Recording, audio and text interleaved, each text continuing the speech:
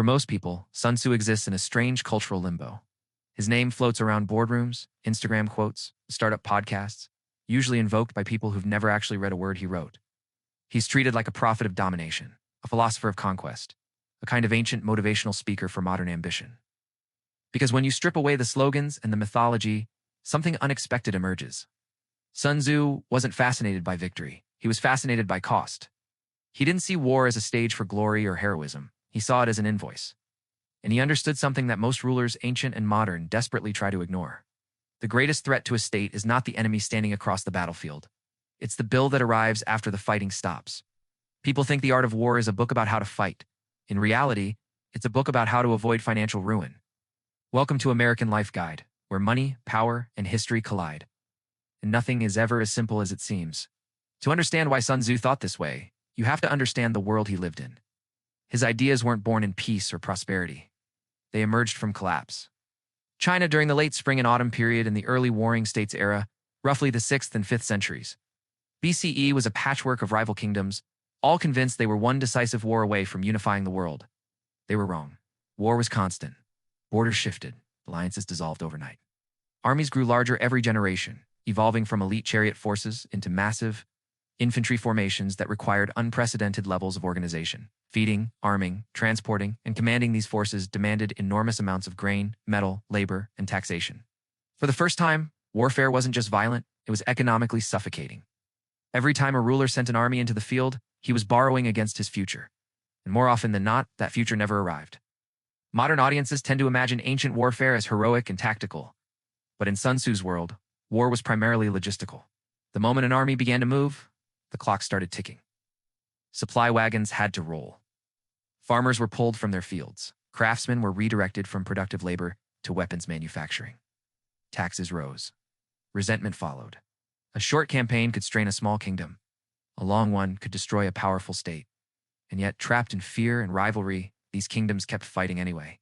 It was an arms race centuries before the term existed, and it was pushing the entire political system toward bankruptcy. This is the crisis Sun Tzu was responding to. It wasn't a philosopher detached from reality. It was a strategist, staring at an unsustainable balance sheet. Where others saw bravery and honor, he saw inefficiency. Where others chased decisive battles, he calculated depletion. In modern terms, Sun Tzu wasn't a warlord. It was a risk analyst. That's why the opening line of The Art of War matters so much. Sun Tzu writes, "War is of vital importance to the state. Not noble, not righteous. Vital, meaning dangerous, destabilizing, and potentially fatal." From that point forward, the book becomes a manual for containment. How to limit war, how to shorten it, how to make it cheaper. When Sun Tzu says the supreme art of war is to subdue the enemy without fighting, he's not being poetic. He's being practical. Avoiding battle isn't wisdom, it's savings. When he warns that no nation has ever benefited from prolonged warfare, he isn't moralizing. He's stating an accounting fact. Time in the field equals money burned. Speed, deception, intelligence, psychological pressure. These aren't heroic ideals. They're low-cost alternatives to brute force. Sun Tzu understood that soldiers are expensive, campaigns are ruinous, and pride is unaffordable. Before Sun Tzu, warfare in China had been ritualized. Aristocrats fought symbolic battles where honor mattered more than outcome and economic consequences were an afterthought. But as populations expanded and military technology evolved, that mindset became lethal. War turned into a national enterprise, requiring standardized taxation, centralized bureaucracy, and economic mobilization on a massive scale. Sun Tzu saw the danger immediately. War was no longer a test of courage. It was a test of solvency. Most rulers were failing it. That's why The Art of War reads less like a heroic epic and more like a financial audit. When Sun Tzu lists his 5 determining factors, moral cohesion, environment, terrain, leadership, and organization, he isn't outlining philosophy. He's outlining variables. Stability, morale, logistics, administrative efficiency. These are inputs, and bad inputs lead to collapse. He spends more time talking about supply lines than swordplay. He explains how distance multiplies cost, how transporting food drains treasuries faster than paying troops, and how armies destroy the very economies that sustain them. He urges generals to live off enemy resources, not as clever tactics, but as fiscal survival strategies. To Sun Tzu, logistics don't support strategy. Logistics are strategy. Even his obsession with intelligence follows the same logic. Information is cheaper than force. One well-placed spy can save thousands of lives and years of expenditure. Foreknowledge, as he calls it, is simply data and data prevents waste. Sun Tzu was one of the first thinkers in history to understand that bad information leads to bad spending, and bad spending destroys states. Speed, too, is misunderstood. When Sun Tzu says speed is essential, he isn't calling for recklessness. He's calling for efficiency. Every extra day in the field compounds cost. Every delay weakens the home economy. Victory delayed is capital destroyed. Victory achieved through maneuver preserves the future. At its core, The Art of War is a book about opportunity cost. Every battle fought is a cheaper option abandoned. Every prolonged siege is a resource sink that strengthens your enemies elsewhere. Sun Tzu doesn't oppose war.